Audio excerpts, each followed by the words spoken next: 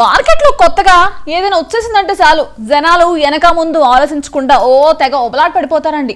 అదేదో ఒక్క రోజండి, తర్వాత ఉండదేమోనంత హడావుడి చేసేస్తారండి. ఇంతకు ముందు హైదరాబాద్లో పెద్ద పెద్ద మాల్స్ పెట్టినప్పుడు కూడా ఇట్టాగే చేశారు కదండి, మీకు గుర్తుండే ఉంటుందిలేండి.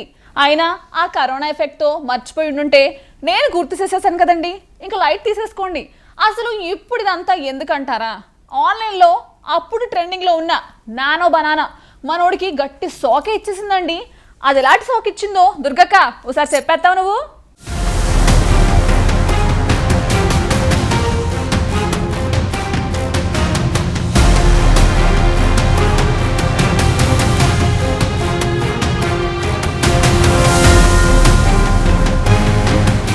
నానో బనానా ఇప్పుడు సోషల్ మీడియాలో ట్రెండింగ్ లో ఉన్నది ఇదే.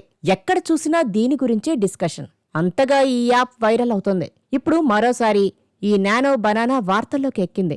లేటెస్ట్ ట్రెండ్ తాను కూడా ఫాలో అవుతూ ఓ వ్యక్తి తన ఫోటోను 3Dగా మార్చుకునేందుకు ప్రయత్నించాడు. కానీ సైబర్ మోసగాళ్ల చేతిలో మోసపోయాడు.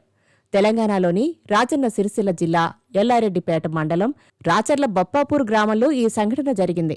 మోసపోయిన తర్వాత అసలు విషయాన్ని ఆ యువకుడు పోలీసులకు ఫిర్యాదు చేశాడు. సోషల్ మీడియాలో నానో బనానా ఎడిట్ చేసిన ఫోటోలు చూసి తాను కూడా అలాంటి ఫోటో తీసుకోవాలన్న ఉత్సాహంతో ఫేస్బుక్లో వచ్చిన ఒక ఇమేజ్ ఎడిటింగ్ యాప్ లింకును క్లిక్ చేసి తన మొబైల్లో డౌన్లోడ్ చేసుకున్నాడు. ఆ యాప్ ద్వారా తన ఫోటోను 3D ఫార్మేట్లోకి మార్చుకున్నాననే సంతోషం ఎంతోసేపు నిలవలేదు. అది జరిగిన కొద్ది సమయంలోనే అతని బ్యాంకు ఖాతా నుంచి 70,000 రూపాయలు మాయమయ్యాయి.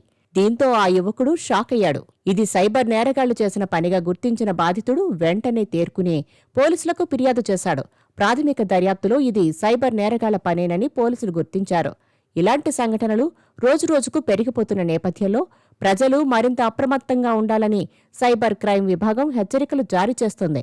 అనుమానాస్పద లింకులు, గుర్తు తెలియని యాప్స్ను డౌన్లోడ్ చేయవద్దని, సున్నితమైన సమాచారం ఇతరులతో పంచుకోవద్దని అధికారులు సూచిస్తున్నారు. ఎప్పటికప్పుడు ఇలాంటి ప్రకటనలు, మెసేజ్లు వస్తున్నా కూడా కొందరి అత్యుత్సాహం వల్ల ఇలాంటి మోసాలు జరుగుతూనే ఉన్నాయి.